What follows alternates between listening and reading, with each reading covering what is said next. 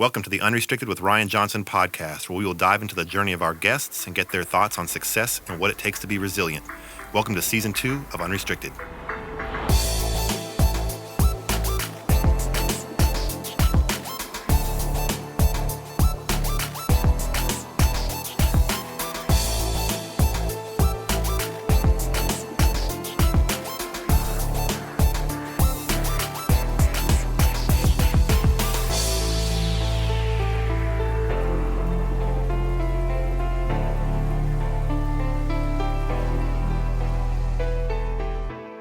Welcome to episode 5 of season 2 of Unrestricted. We are joined here today by collegiate NCAA Division I women's basketball coach Amber Cunningham. She's played at the NCAA Division I level for Rice University. She's played internationally. She has coached at the NCAA Division I level. This is not her first stint. She's coached men's minor league. She has a master's degree from the University of Southern California. Welcome to the show. Thank you. I appreciate you having me. Absolutely. And excited to be here. Well, glad to have you. Glad to have you.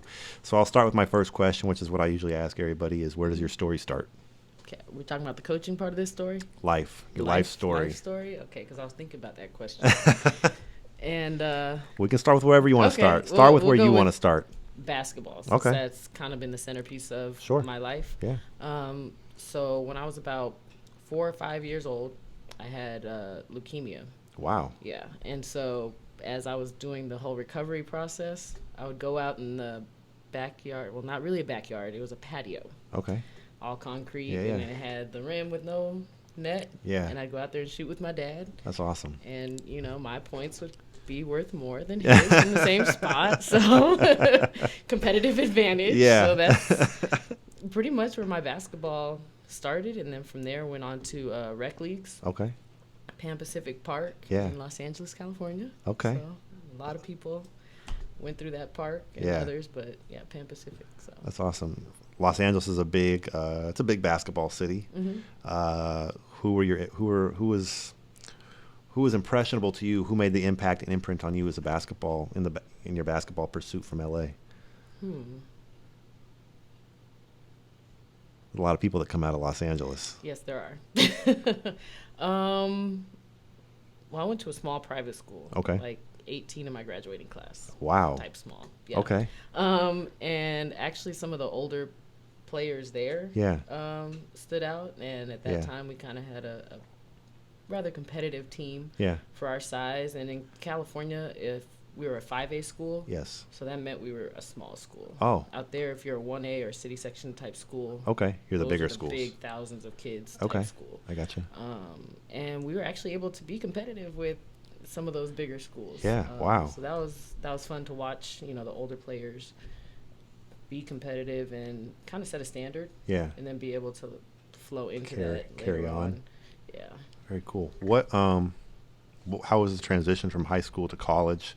How was the recruiting process? It's kind of an exciting time for an athlete. Yeah, exciting, nervous. Yeah, it's a mixed bag of emotions. It is a mixed bag. I actually signed late. Okay. So there's like this signing period in November for basketball players, and then there's the late signing period in like the April, May. Okay. And so I did have an offer or two in the early signing period, but didn't necessarily feel a good fit. So went into my senior year and said, you know, we'll wait till the end and see. And I still don't know exactly how everything got connected, but I happened to be playing with a traveling team in Los Angeles, and those coaches vouched for me some kind of way to Rice University assistant coaches. And before I knew it, I was on the phone with assistant coach, head coach, and how exciting had an offer, was that? Fun. That was really exciting. 'Cause Yeah. at that point, I was, let's see, if we rewind back to like the January, that's when you're supposed to be applying to schools, I think. Sure, yeah, it is. So I was applying to schools as a regular student. Okay. Yeah. Wow. So that'd be really exciting then, yeah. Yes, it was very exciting to go on that visit, and it was one of those visits where like it just felt like home. And actually my host is actually one of my like really good friends now. Yeah. So that's awesome.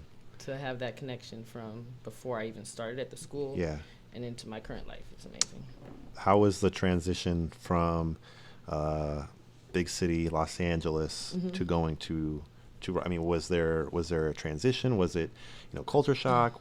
How was that for you? Whether it would be basketball or off the court. Okay. In terms of being a big city, not too much of a culture shock because, I mean, Los Angeles, Houston, they're both big cities. One of the reasons I liked Rice is because they were a smaller school.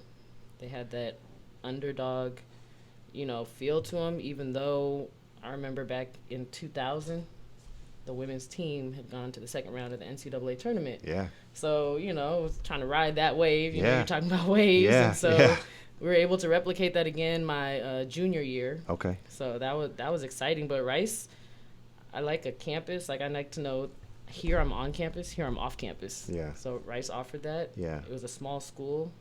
I think 2,500 students or so when I was going there. And I think I read something is still under 4,000. Wow. To this day. So that's a really small school. How was the transition from high school play to the NCAA Division I level? I imagine that has to be, even being, obviously you were a great player, right, to warrant that offer and that opportunity. But I'm curious how that jump was, how that transition was. It's an eye-opener. Yeah. Because you do go from being, quote-unquote, the big fish to now you're with a bunch of other big fish as well as, people who are experienced at that next level. Yeah. So trying to find your fit. Yeah. And, I mean, I scored over 2,000 points in high school. Wow. So, I didn't come in still with that scoring average or anything. So it's like, okay, where can I contribute as a freshman? That means, being locked in, defense, rebounding, and kind of, let the rest take care of itself. Yeah. So my freshman year, I was able to eventually, get in some games and then even start some by the end of the season. So wow, how was your college experience? I enjoyed it. Yeah, I would do it again. If I could go back to college, that'd be great. How did your playing experience impact you as a coach, or how has it? As a coach, I didn't realize, as a player, I didn't realize everything that the coaches were doing. Sure. I just show up to practice or whenever you're supposed to be somewhere, you just kind of show up. Yeah. Not realizing all the effort time and organization and preparation that takes. Yeah. So having an appreciation for that. But as a coach, I would say having played, I think that helps see certain things from a player perspective as well. Yeah. And it gives you more insight into what they might be going through or how they're understanding things. Yeah. Because we know, as coaches, what we know. Right. But I didn't always know what I know. Yes. So going back to when you're a player and you're like, there are things I didn't get. So but now it kind of clicks. Process. Yeah. You know what I mean? Right. So having that patience, but wanting them to pick it up. You know what I mean? Yeah. So before you got into coaching, you played overseas. I did. So we talked about kind of that. In high school, you were the big fish. You come to college, and there's an adjustment because now you're in a pond with other big fish. Yeah. You have to find out how you fit in. And I imagine, you were alluding to this, is that you have to find your role. And everybody has a role. Even the quote unquote superstar, that's a role. So you had to find your role. And through your years at Rice, maybe that changed. Maybe your role changed. Did it? To some degree, I did. Get a chance to maintain a starting position. Yeah. Actually, going into my senior year, we had a really strong freshman class. Yeah. So that actually flipped. Wow. And then there were quite a few injuries. Yeah. And it was one of those things where I could be like, I'm a senior, he's not, not playing, and just be pouty about it. Yeah. But you just never know when your opportunity will strike. That's true. And we also had a coaching change. Okay. After our coach got us to the NCAA again, that's that opportunity to look for your next opportunity. So she took that, and then we had a new coach, and I enjoyed playing for Coach Williams, and as well as Coach McKinney. I enjoyed playing for both of them. I had no problem. So you have those experiences. You play on the biggest stage, NCAA. Yeah, that was nerve-wracking. Yeah. Yeah. How? I mean, dive into that a little bit. What's that? I mean, what's that like? Man, it's for especially coming from a school like Rice, it's like once in a lifetime kind of thing, Yeah. And you get up there, and I believe we played Georgia. We might have been with them for the first 10 minutes. Yeah. And then it just that'd be exciting though. Got out of hand from there.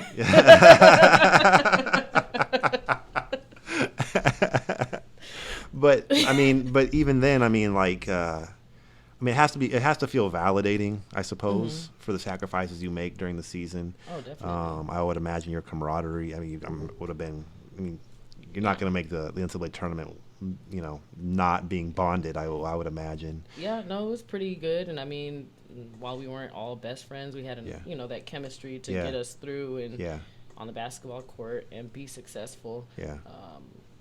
Now, we did have the opportunity in my 4 years to go to postseason 3 of those years. Wow. So twice to the WNIT. Yeah. That's also exciting. It is.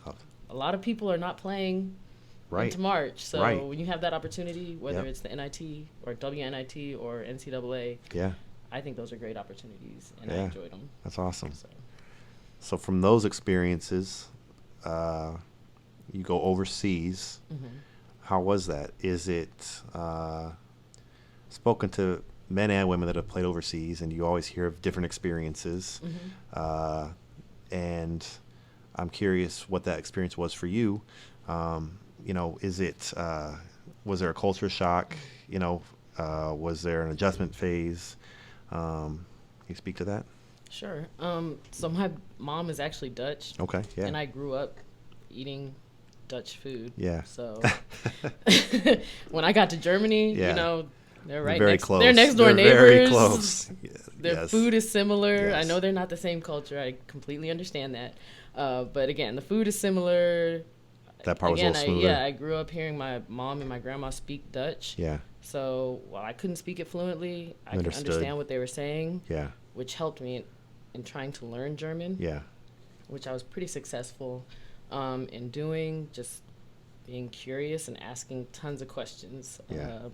Because I didn't want to be relying on a teammate for me to go to the grocery store or to, be independent. You would be more proactive with your own journey. Yeah. So in that way, it wasn't too bad of a culture shock. I wouldn't even say really there was a shock. Yeah.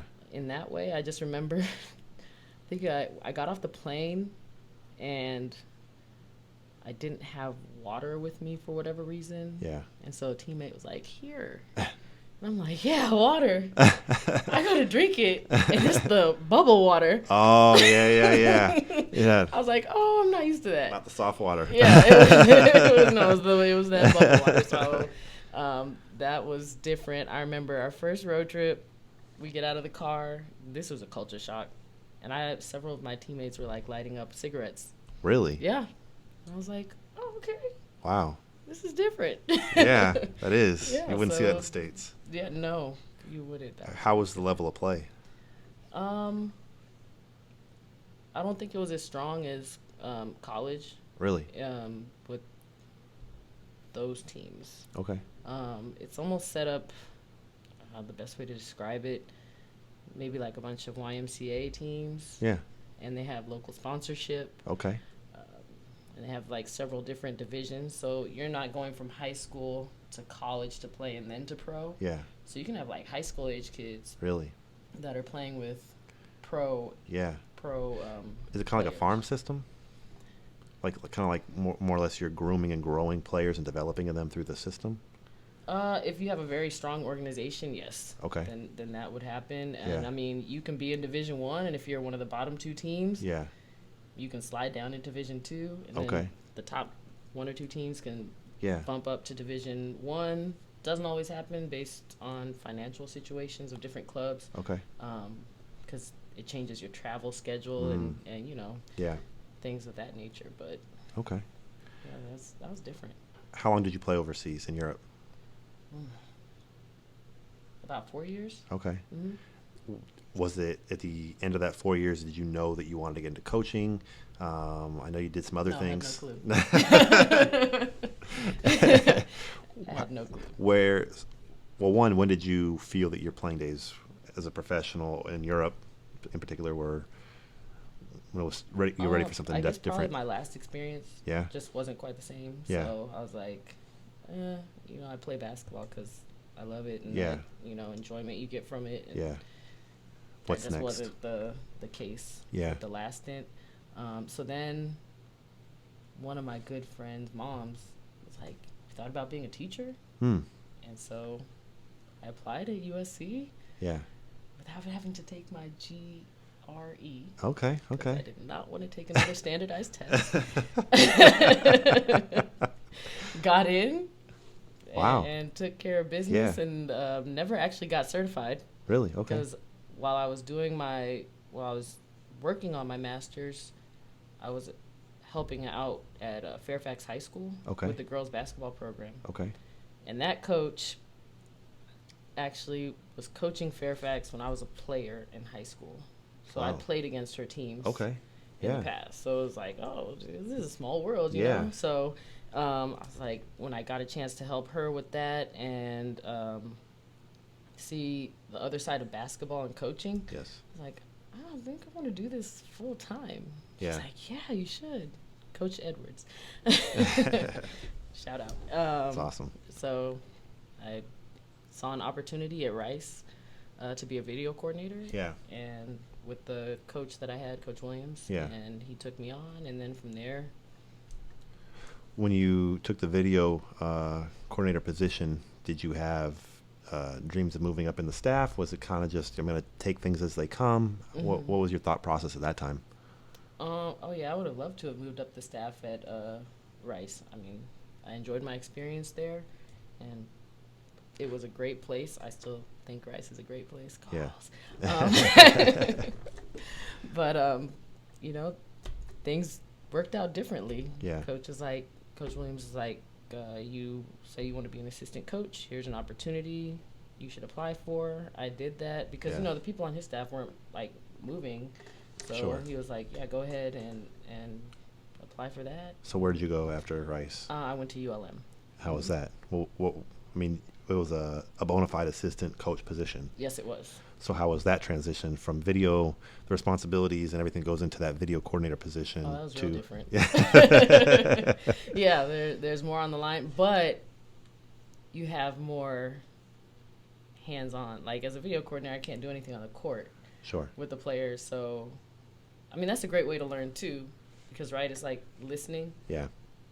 And taking in what coach is saying at practice, the assistant coaches are saying at practice, and in the office or whatever. So to take in all that information is also a great way to learn. But being somebody who wants to be on the court and help the players out or want to demonstrate something, that was tough because you're just not allowed to by NCAA rules. Yeah. So it was nice to get that opportunity at ULM. Yeah. How long were you at ULM for? That was 2014 to 2017. Okay. And then I came down to San Antonio. What brought you to San Antonio? Personal reasons. Okay. Mm-hmm. All right. So how do you like San Antonio? I enjoy San Antonio. Do you? I honestly never thought I would be in San Antonio. Yeah. Because I can. I've taken the drive from LA to Houston, and I was like, every time I looked out over the highway, I'm like, oh, okay. Nice. Kept moving. Yeah. Exactly. Yeah. But having been here, and I've heard it said several times, it's like a small town, but in a big city. Sure. And the traffic is nothing like LA or Houston. Really? No. People think it's bad here. It is. It's frustrating at times. Okay, I'll give you that. It's nothing frustrating. Like if I had to. Okay, so currently I think I drive 18 miles. Okay. Or so to get to work. Yeah. There's no way I could do that in 30 to 45 minutes in LA. How long would that take you in LA?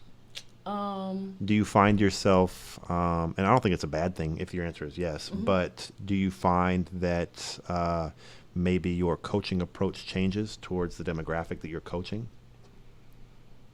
So I will say this. I was stationed in Japan for 3 years, and I assisted on the men's high school team.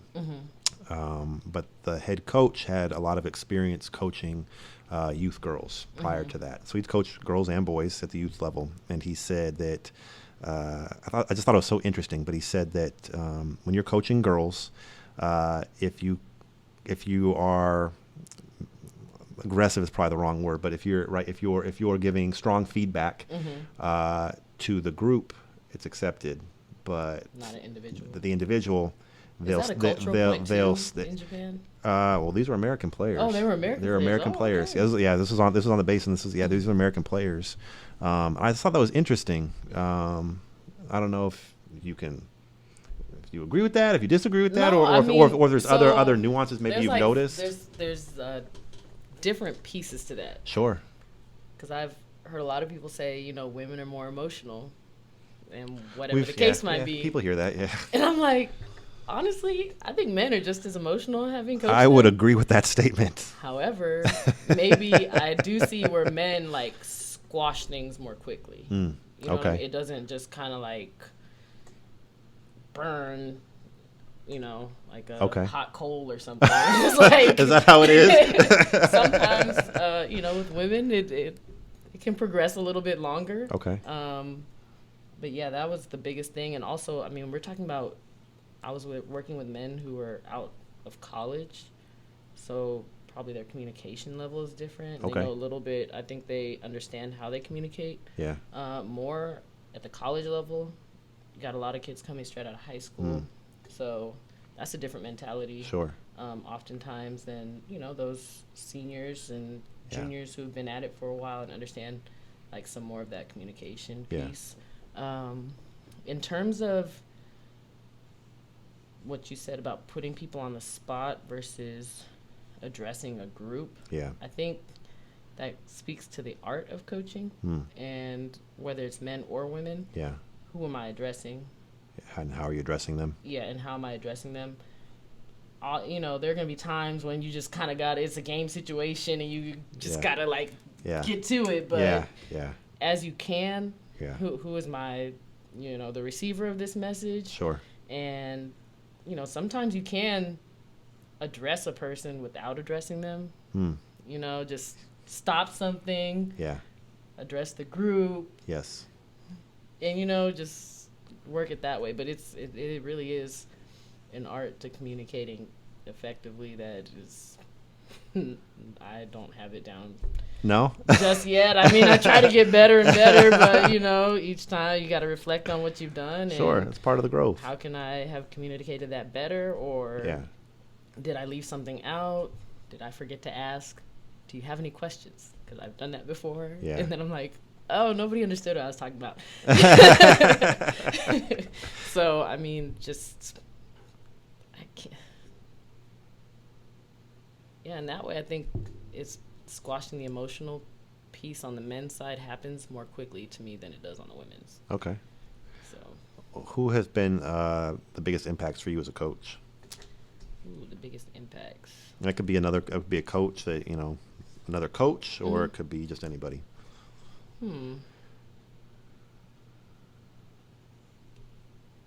Definitely my dad. Okay. Why? Why?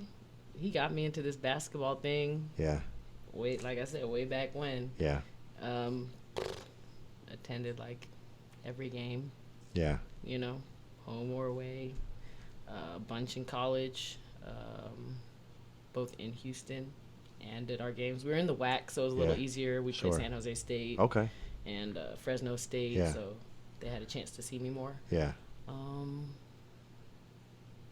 And that was my dad passed away in 2017. But again, he was the champion of basketball in my life. Yeah. So definitely he's a huge part of it.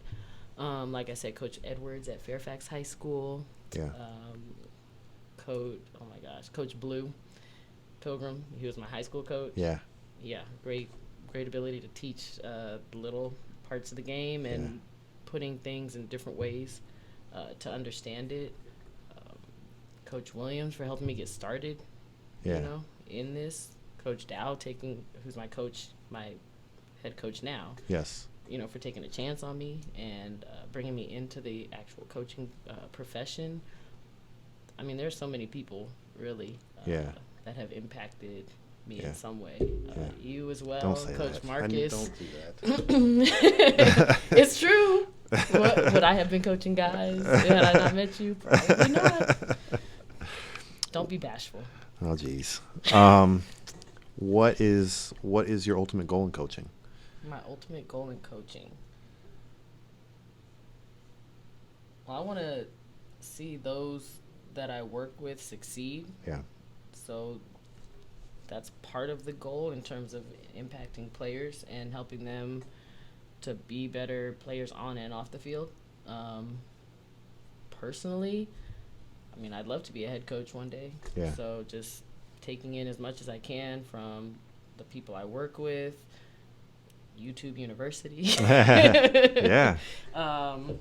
Talking with former coaches and bosses that I've had. And even people not in the field, again, communication and that crossover of skills is huge. So you're on the road a fair amount, and your schedule is quite busy.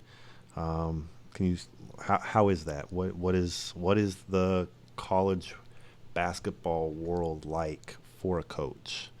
I don't think people fully understand. I mean, we know people in the sports world are busy, obviously home and away games, but especially at the college level, there's more turnover than professional sports because you've always got a recruiting class coming in. Yeah.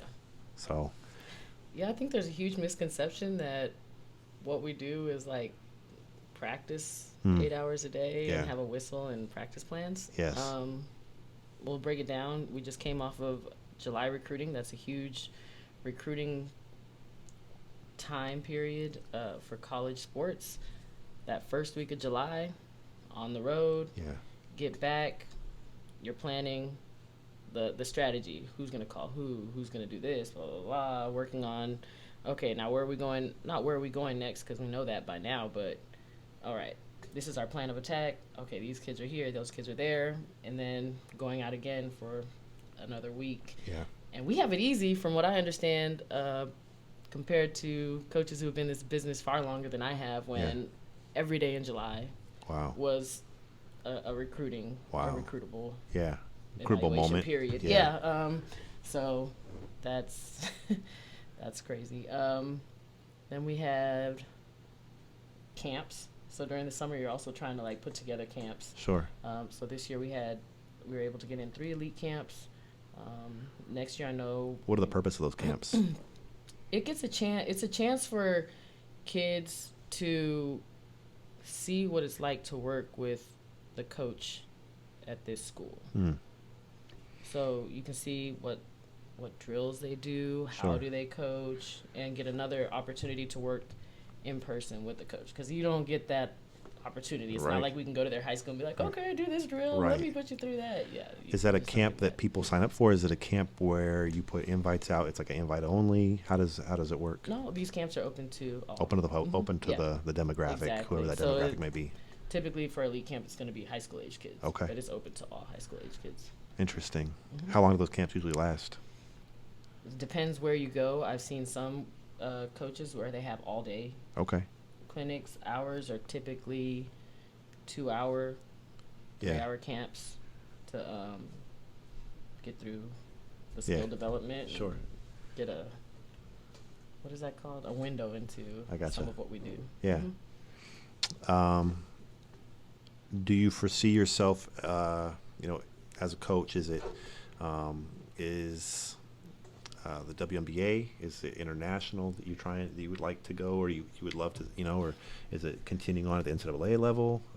There's always, there's so many levels in the college game. There really are. International would be amazing. Yeah. I mean, I love languages and traveling, and I know it's a different type of every job is going to have its stressors. Sure. For whatever reasons. Yeah.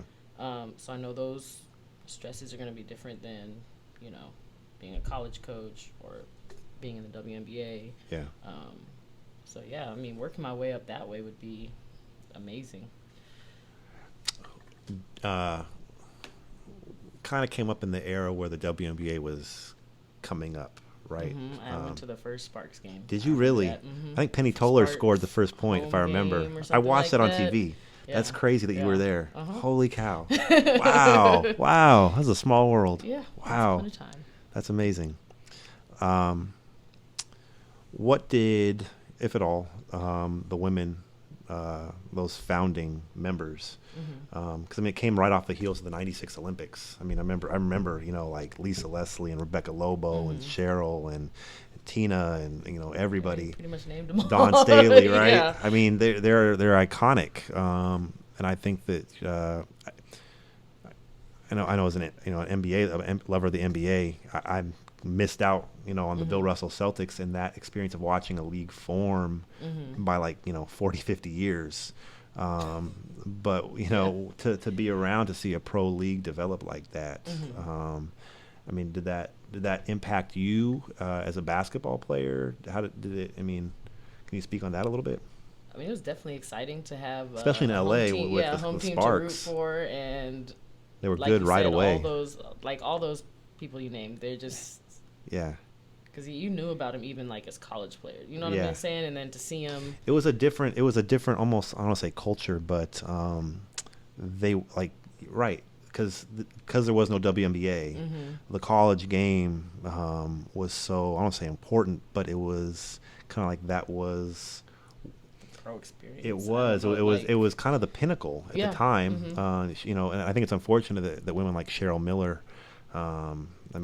didn't get that opportunity, and she's not the only one. No. But I mean, if anybody's watched the Reggie Miller 30 for 30, I mean, the story of him, you know, kind of bragging in the front seat about how well he did after a high school game, and his dad was like, yeah, Cheryl had a good game too. He's like, well, what'd you get? And, you know, 106, right? I think she scored 106, 104.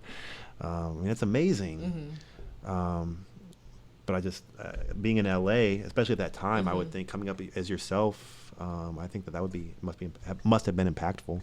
Yeah, it definitely was. That game was very electric. Yeah. Yeah. Just to see that, and then to be able to watch them on TV, you know, something that you didn't get that experience before. Yeah. And then with the Houston Comets, it was just sad to see them fold, you know. Right. And then that is unfortunate. San Antonio moved to Vegas. Yeah. But at least they kept the team alive. They didn't just fold the whole program. Yeah. I mean, I don't really know how to put it in words. Yeah. Especially now, seeing those same people as coaches, like Dawn Staley's coaching now, you know, Tina Thompson, and Cheryl Swoops. Did it give added, I wouldn't say fire, or I guess, but knowing that the college game, or even, you know, that wasn't going to be a stopping point. That was no longer, right? It didn't have to be the end. And obviously, the international game has been around for years for men and women. But did that add, I guess maybe a little more excitement, you know, growing up? I mean, it added a different level of opportunity. Yeah. And possibility. And funny that you bring up international, because I feel like international was a concept when I watched Love and Basketball. It is. It is. Like, it wasn't like through the basketball channels that I was like, right, you know, like aware it became of it? A conscious awareness of it. It was through the movie. I'll admit the same, actually. Yeah, it's funny that you say that. Yes. Yeah. Yeah. So.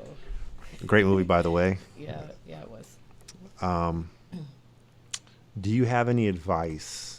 I don't know if you can give this, but if you have any advice, the NCAA has a ton of rules. So, as a coach, do you have advice to the middle school player, to the high school player that knows that they want to play college, or they know this is something they want to pursue?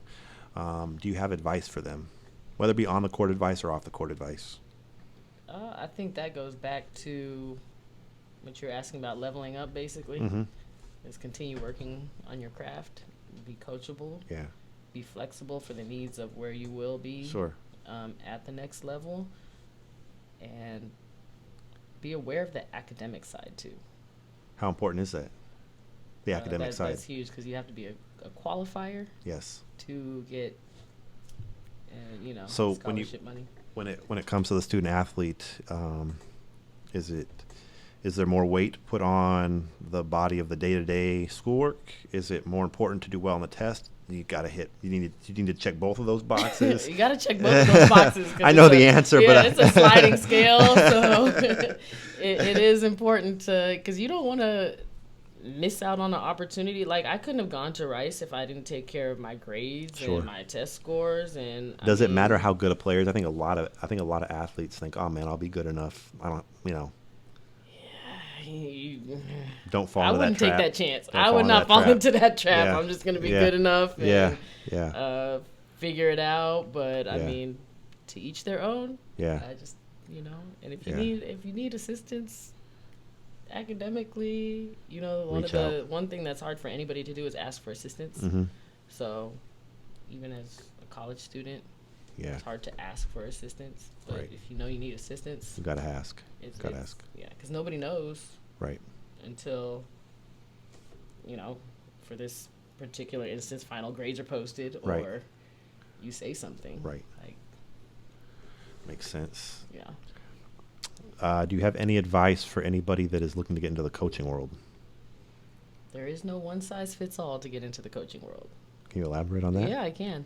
You got high school. That's the entry point. You have video coordinator positions.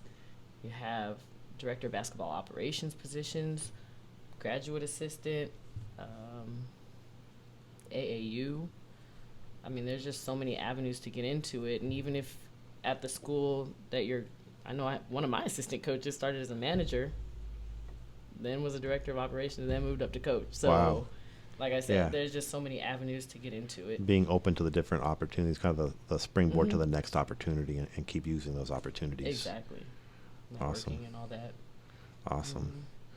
Who were the big? I know we talked about your coaching, but as a player, who were your big inspirations?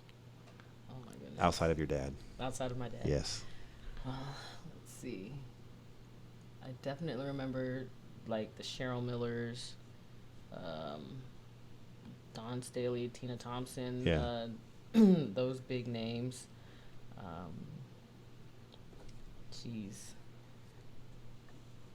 The Tennessee women's basketball team. I mean, they were dominating everything. They were kind of like the pre-UConn. Exactly. Yeah, the UConn before UConn. Yeah, exactly. Yeah.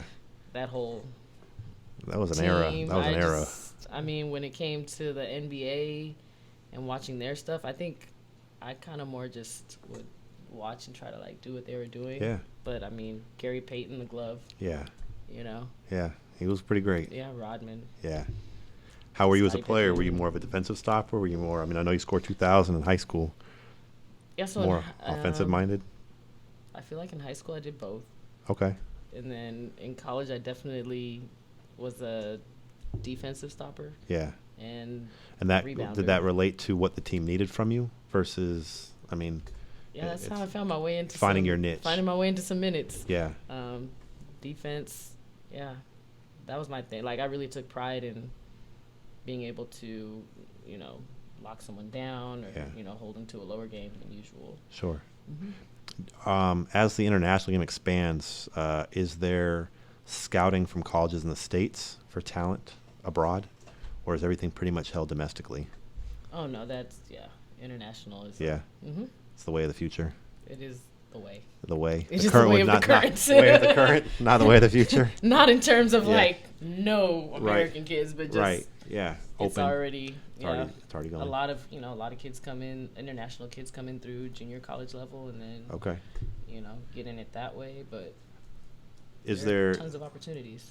So would you say there's a lot of there is value for players to use the community college athletic system as a springboard?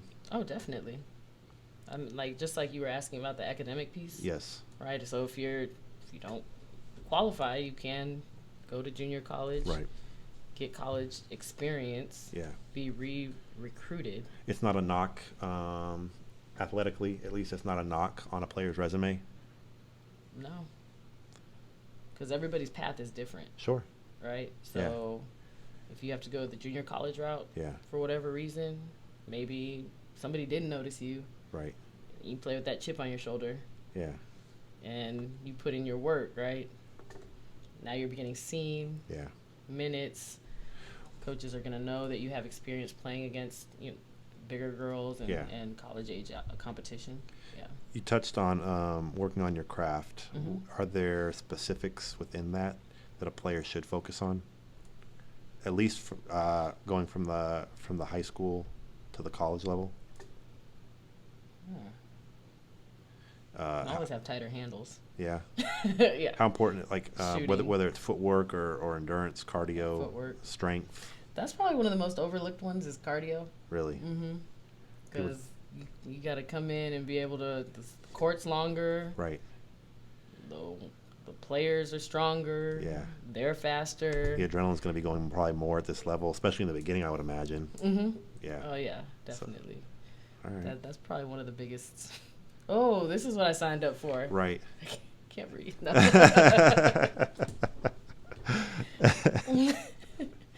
That's awesome. Well, I appreciate you coming on today. I appreciate your time. Yeah, thanks for having me. This is fun. I think that I can definitely speak for it. You're definitely a very knowledgeable coach, and I think that I'm excited to see where you go, where your journey goes. That's that is for sure. I think that players can learn a lot, at least from definitely from the stuff that you said today. I think I think there's a lot of valuable lessons in that, and I think your journey. I know that you contributed a lot to the men's team, the Aztecs, bringing your perspective. I think it's interesting how coaches can complement each other. I think that's important to the team dynamic and just team dynamic. That's very, very important, yeah. Yeah, leadership dynamic, how they can offset each other, because I think it draws certain personalities draw more. You know what I mean? And you play off each other and you draw more. And I think that that was definitely effective for us. And I'm excited to go catch your games and see how it works for you guys. See how that's gonna be fun. How those games are. We'll definitely have to catch them. How can people follow you on social media, on Instagram? At Coach Amber BC. You got it. At Coach Amber BC on Instagram. Well, this has been another great interview. These are not. These are not edited? We have the ability. We can edit. Yeah. Oh, because you had that question about what's been a challenge on your journey? Yes. Or something like that. Yeah. It's challenging. And I just had a funny reply for you. You want me to ask you again? You want me to ask? Sure. What do you want me to ask? The last question was something about the challenge of the journey, coaching journey or something? What's been your biggest... All right, so we're going to pause here. Okay, cut at this moment. And now we're going to start now. What has been the biggest challenge in your coaching journey? So one thing has been practice plan paper and whistles. Whistles. Yeah, so they never teach you how should you fold your practice plan. You know, really? Some people like to tuck it in the shorts. Yeah. Keep it in their pocket. Yeah. Then the whistle, like, do I hang it over? You hold it, wrap it in your fist, and just right there. Yeah. Exactly. Okay. So, no, but to seriously answer your question, making sure you make time for self-care. Okay. Yeah. Because what good am I to any of the players, my colleagues, the team? Yes. If I'm not healthy. Right. You know, mentally, physically, all that.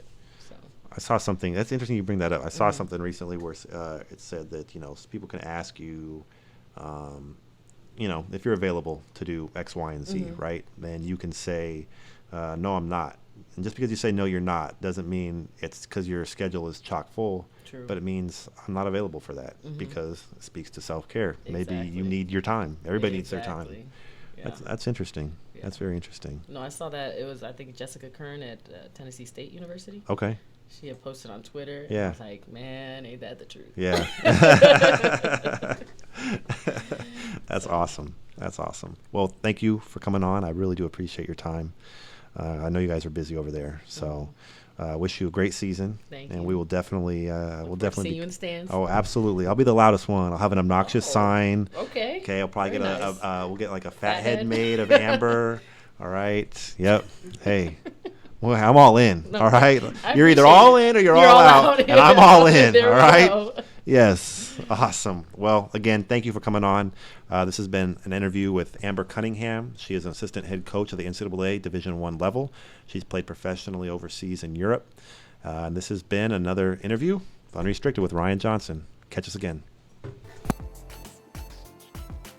Unrestricted is produced by DJ Unprotected and Elliot Mills and is a production of Aztec Nation in partnership with Where Grinding Never Stops. Please subscribe to us on iTunes, Spotify, and YouTube so you don't miss out on weekly content released every Monday. And follow us on Instagram for behind-the-scenes content by searching @un_restricted.